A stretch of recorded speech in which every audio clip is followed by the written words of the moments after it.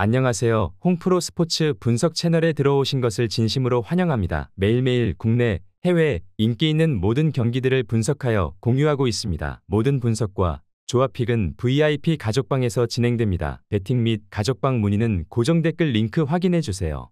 5월 9일 해외 축구 6경기 분석 시작하겠습니다. 첫 번째로 풀럼 대 레스터시티 경기 알아보겠습니다. 먼저 풀럼은 지난 라운드에서 패하며 3연패의 늪에 빠졌다. 그러나 그 기간 상대한 팀이 빌라와 맨시티, 리버풀 등 강팀들이었기에 어느 정도는 납득할 만한 결과다. 맨시티 상대로도 골을 넣었고 리버풀 원정에서도 접전을 가져가는 등 경기력은 나쁘지 않았다. 이선의 핵인 페레이라와 주전 스트라이커 미트로비치, 센터백 팀 림 등 척추라인의 핵심 자원들이 부상과 징계 등으로 빠져있지만 시즌 막판까지 풀럼만의 경기를 하고 있다. 이어서 레스터는 최근 3경기에서 무패를 달리며 일단 강등권은 벗어났다.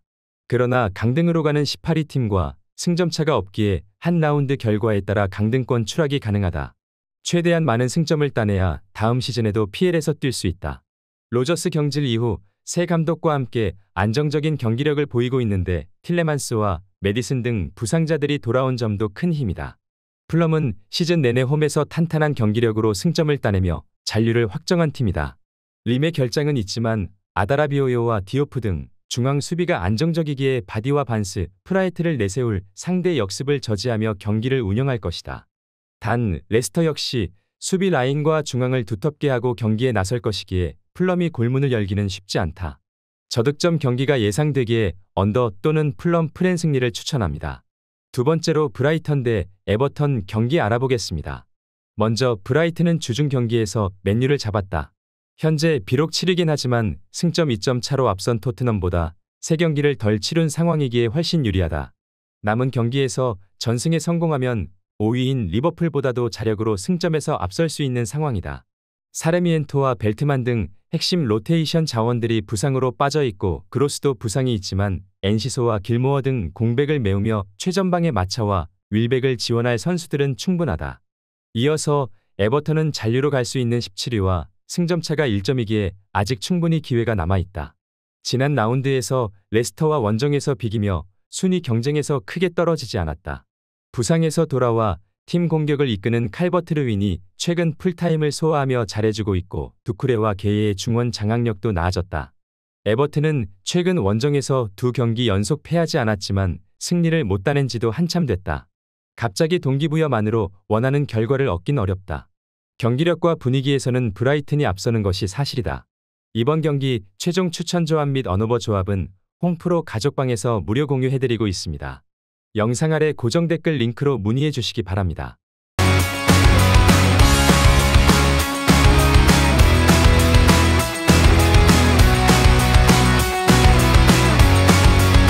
세 번째로 엠폴리 대 살레르니나타 경기 알아보겠습니다. 먼저 엠폴리는 볼로냐를 잡고 잔류에 한 발 더 다가갔다.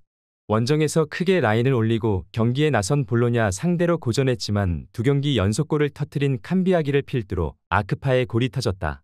그로 인해 강등권과의 승점차를 8점까지 벌렸다. 이 경기는 홈에서 최대한 지지 않는 데 집중하며 수비 위주로 경기를 운영할 것이다. 이어서 살레르니타나는 강호 피오렌티나 상대로도 패하지 않으며 무패 기록을 이어갔다. 밀란과 인터밀란, 나폴리 등을 포함한 최근 10경기에서 패하지 않고 잔류 가능성을 높였다. 그러나 이 경기에 대한 부담은 있다. 직전 경기에서 부상당한 수비진의 리더 기욤베르가 결장하고 측면 수비수인 브라다리치도 징계로 결장한다. 해트트릭을 기록했던 디아를 앞세워 역습을 노릴 것이다. 살레르니타나는 기욤베르의 부상 이탈 속에 로바토와 피롤라이 등이 최종 수비로 나서야 하는데 수비진의 부담이 있기에 메지오레가 중원 라인을 올리기 어렵다. 수비에 집중하며 경기에 나설 원정팀이 원하는 승점 1점 경기가 이어지며 두 팀이 절반의 성공을 받아들 것이다.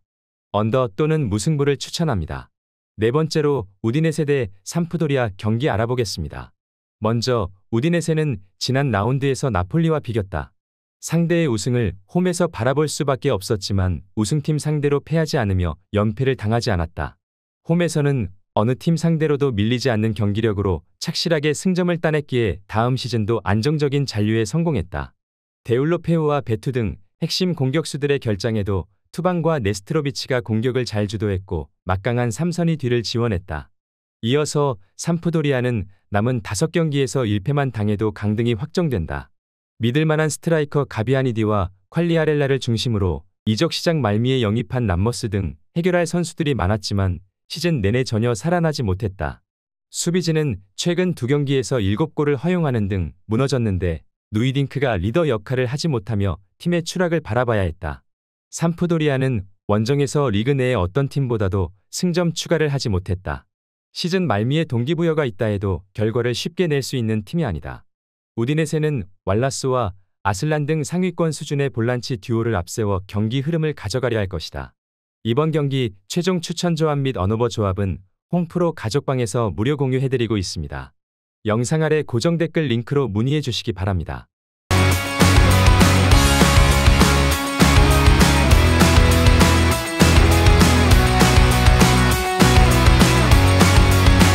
다섯 번째로 사수올로 대 볼로냐 경기 알아보겠습니다.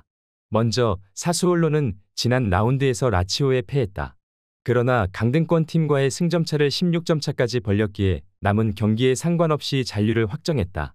로리엉트와 피나몬티를 영입해 전력을 강화해 베라르디와 프라테시와 함께 다음 시즌 유럽 대항전 진출을 노린 것이 실패하긴 했지만 그래도 중위권은 시즌 내내 유지했다. 이 경기는 홈 연승을 이어가기 위해 더 공격적으로 나설 것이다. 징계로 결장하는 피나몬티의 공백은 알바레즈가 메울 수 있다. 이어서 볼로냐는 사수올로와 마찬가지로 안정적으로 승점을 관리하며 시즌 막판을 여유롭게 운영할 수 있는 상황이다. 유럽 대항전 출전에는 실패했지만 부상자가 많았던 것을 감안하면 그리 비관적인 성적은 아니다. 이번 원정은 주중 경기 이후 휴식할 시간이 짧았기에 지르크지아 퍼거슨, 메델과 보니파지 등 로테이션 자원이 나올 가능성이 높다. 볼로냐는 메델과 모로 등이 중원에 나설 것으로 보이는데 프라테시와 엘리케가 나설 홈팀의 중원이 안정적인 볼점유 속에 점차 경기를 주도할 수 있다.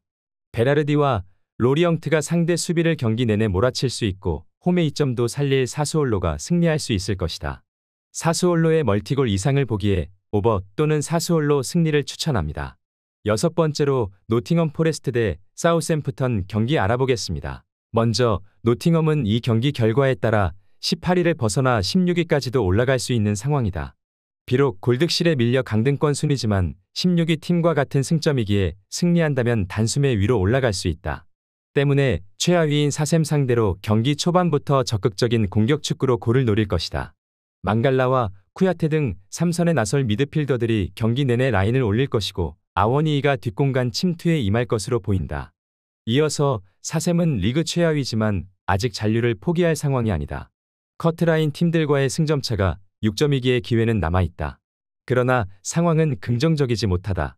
살리수의 부상 이탈 이후 수비 라인은 흔들리고 있고 워드프라우스는 상대의 집중 견제에 특유의 영민한 모습이 나오지 않고 있다. 알카라즈와 술레마나 등 최근 중용되는 공격수들이 조금 더 집중력을 끌어올려야 한다. 사셈은 본머스와 팰리스 등 해볼 만한 팀 상대로 홈에서도 연패하는 등 스스로 잔류할 기회를 놓쳤다. 수비 라인은 상대의 침투를 제어하지 못하고 있고 원정 경기력은 누구보다 떨어진다.